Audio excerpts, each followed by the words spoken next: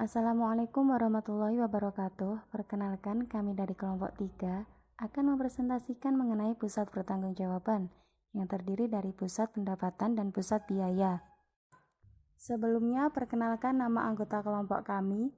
Yang pertama, Merinda Ratnasari NPM 080, 2 Sinta Jazilatur Rahman NPM 081, 3 Maudina Pasha Fitri NPM 082, 4 Fikris Ayunur Azza NPM 114, 5 Tianik Leonti Dwivan NPM 117, dan yang terakhir Novita Alkarinda NPM 118. Pusat Pertanggungjawaban. Pusat Pertanggungjawaban adalah satu unit organisasi yang dipimpin oleh seorang manajer pertanggungjawaban. Umumnya, sebuah perusahaan terdiri dari beberapa pusat pertanggungjawaban yang masing-masing ditunjukkan dalam satu kotak dalam bagan struktur organisasi. Pusat pertanggungjawaban biasanya mengacu pada bagian atau unit dalam suatu organisasi, bukan perusahaan secara keseluruhan. Sifat-sifat pusat pertanggungjawaban. Bagian A memberikan ilustrasi pembangkit tenaga listrik sebagai suatu pusat pertanggungjawaban. Bagian ini 1. Menggunakan input, 2. Melakukan pekerjaan, 3. Menghasilkan suatu output. Input dapat berupa bahan bakar, udara, dan air yang dikombinasikan.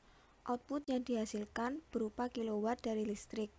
Bagian B, pusat pertanggungjawaban juga mempunyai input yang berupa bahan baku, jam kerja karyawan, dan berbagai jenis jasa. Sebagai hasil dari proses pengerjaan tersebut, pusat pertanggungjawaban ini menghasilkan output berupa barang jika berwujud dan jasa jika tidak berwujud. Output dari suatu pusat pertanggungjawaban ini akan digunakan oleh pusat pertanggungjawaban lain dalam perusahaan yang sama atau dijual kepada pihak luar. Bagian C menunjukkan informasi tentang aktiva yang digunakan untuk memproses input dan output. Jika barang atau jasa ditransfer ke pusat pertanggungjawaban lain dalam suatu organisasi, output diukur dengan ukuran keuangan, seperti misalnya harga pokok barang atau jasa yang ditransfer, atau ukuran non-keuangan seperti jumlah unit output yang ditransfer. Hubungan antara input dan output. Manajemen bertanggung jawab terhadap keserasian antara input dan output. Hubungan input dan output bisa berbentuk sebab akibat dan langsung. Pengawasan difokuskan pada memproduksi output pada saat dibutuhkan, jumlah yang diinginkan menurut spesifikasi yang benar, dan standar mutu, serta input yang minimum. Misalnya input berupa bahan baku pada bagian produksi, outputnya bisa menjadi input bagian finishing. Hubungan input dan output bisa juga tidak langsung. Pengukuran input dan output. Dalam pengendalian manajemen, jumlah jam kerja, listrik yang dipakai, kertas yang dipakai diterjemahkan dalam bentuk unit moneter. Jumlah moneter biasanya diperoleh dengan mengalihkan jumlah unit dengan harga per unit. Hasil perkalian ini disebut cost, sehingga dapat dikatakan cost adalah ukuran moneter untuk jumlah input yang digunakan oleh suatu pusat pertanggungjawaban. Walaupun cost merupakan ukuran untuk input, untuk ukuran output biasanya lebih sulit. Pada organisasi yang berorientasi, pendapatan merupakan ukuran dari outputnya, tapi output sebenarnya tidak terbatas pendapatan saja. Efisiensi dan efektivitas. Efisiensi adalah rasio antara output terhadap input atau jumlah output per unit dibandingkan dengan input. Di beberapa pusat pertanggungjawaban, ukuran efisiensi bisa dikembangkan dengan menghubungkan antara biaya yang sesungguhnya dengan biaya standar yang telah ditetapkan sebelumnya. Misalnya anggaran. Efektivitas. Efektivitas adalah hubungan antara output pusat pertanggungjawaban dan tujuan. Makin besar kontribusi output terhadap tujuan, maka makin efektiflah satu unit tersebut. Karena baik tujuan maupun hasil sulit diukur secara kuantitas, maka efektivitas sering diukur dengan pertimbangan lain. Tipe pusat pertanggungjawaban. Setiap pusat pertanggungjawaban akan menggunakan input dan akan menghasilkan output berupa barang atau jasa. Berdasarkan hubungan input dan output tersebut, pusat pertanggungjawaban diklasifikasikan menjadi 4 bagian. Yang pertama pusat pendapatan, 2 pusat biaya, 3 pusat laba, dan yang keempat pusat investasi. Di sini kami hanya akan mempresentasikan mengenai pusat pendapatan dan pusat biaya saja. Pusat pendapatan. Pusat pendapatan adalah pusat pertanggungjawaban yang outputnya atau pendapatan diukur dalam satuan moneter dan tidak dihubungkan dengan inputnya atau biaya. Sedangkan pusat biaya adalah pusat pertanggungjawaban yang inputnya diukur dalam satuan moneter, tetapi outputnya tidak. Terdapat dua macam pusat biaya, yaitu pusat biaya teknik dan pusat biaya kebijakan. Pusat biaya teknik.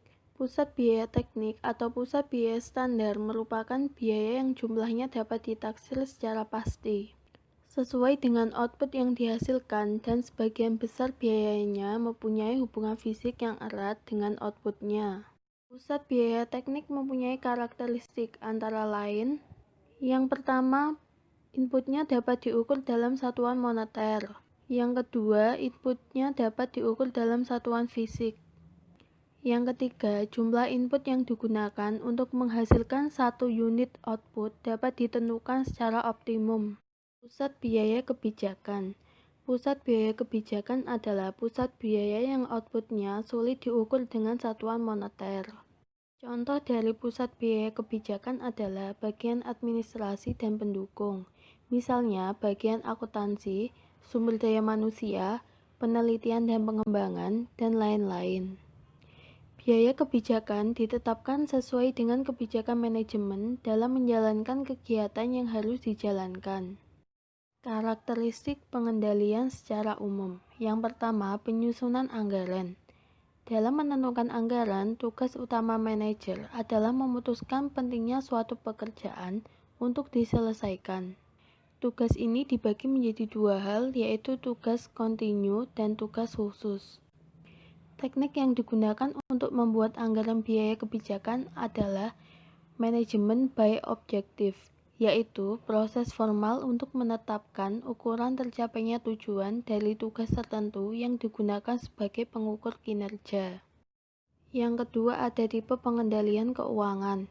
Pengendalian biaya kebijakan ditujukan untuk mengendalikan biaya dengan memberi kesempatan manajer untuk berpartisipasi dalam perencanaan, berbagi pendapat mengenai tugas yang harus dilakukan, dan bagaimana tingkat kegiatan yang layak untuk setiap tugas.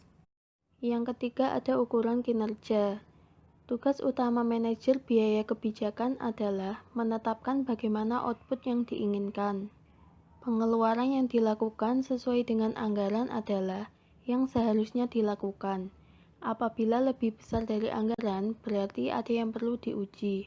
Sedangkan apabila lebih kecil dari anggaran, berarti ada kegiatan yang tidak dilakukan. Pusat biaya administratif dan umum. Pusat biaya administratif termasuk diantaranya manajemen kantor pusat, manajemen divisi, dan manajer yang bertanggung jawab terhadap unit staf. Pusat biaya umum adalah suatu unit yang menyediakan jasa kepada pusat pertanggungjawaban lainnya. Masalah pengendalian. Kesulitan pengendalian pada pusat biaya administratif disebabkan karena sulitnya mengukur output yang dihasilkan dan perbedaan antara tujuan bagian staf dan tujuan perusahaan secara keseluruhan. Selanjutnya ada kesulitan pengukuran output. Jika suatu output tidak dapat diukur, hal ini tidak memungkinkan membentuk biaya standar dan mengukur prestasi keuangan dengan standarnya. Oleh karena itu, penyimpangan anggaran tidak bisa diinterpretasi sebagai efisien tidaknya suatu pusat biaya. Selanjutnya, tidak adanya keselarasan tujuan. Pusat biaya umum sering membebankan ke pusat pertanggungjawaban lainnya atas jasa yang mereka berikan.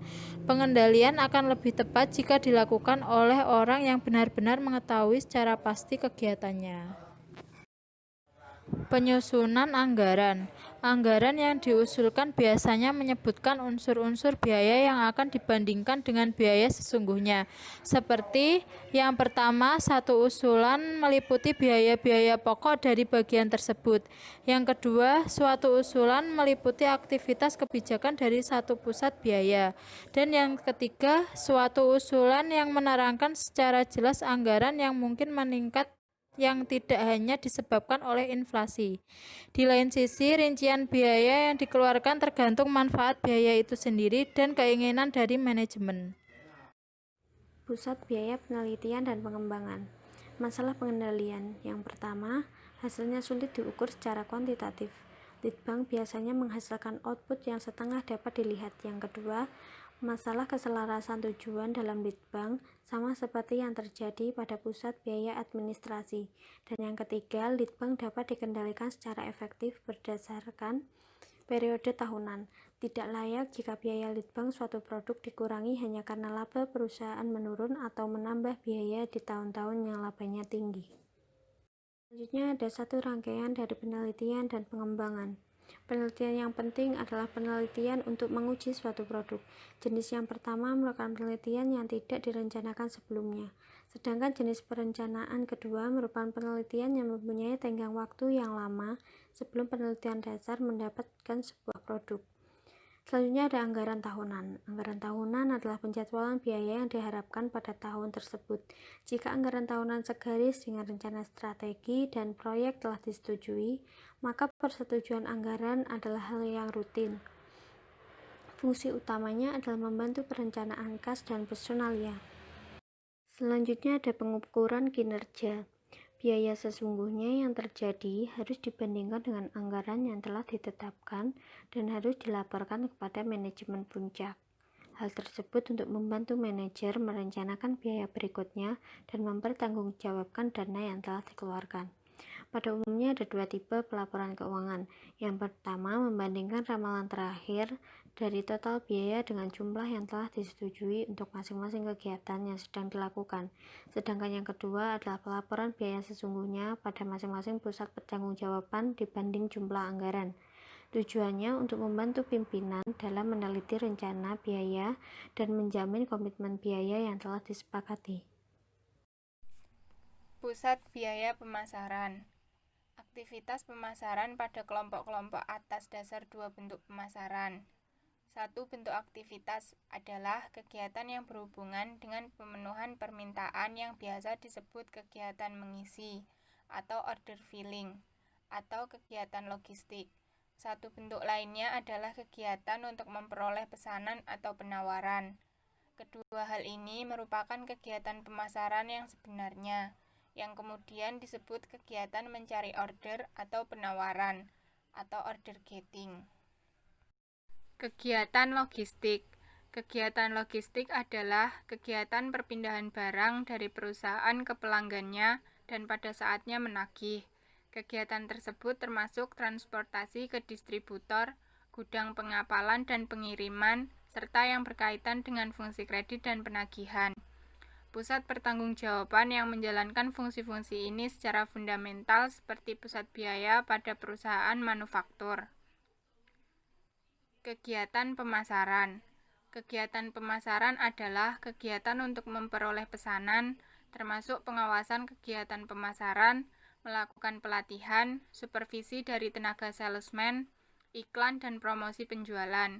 Kegiatan yang dapat mempengaruhi manajemen. Output dari kegiatan pemasaran ini bisa diukur, namun sulit untuk pemasaran usaha karena lingkungan tempat beroperasinya sulit untuk diawasi.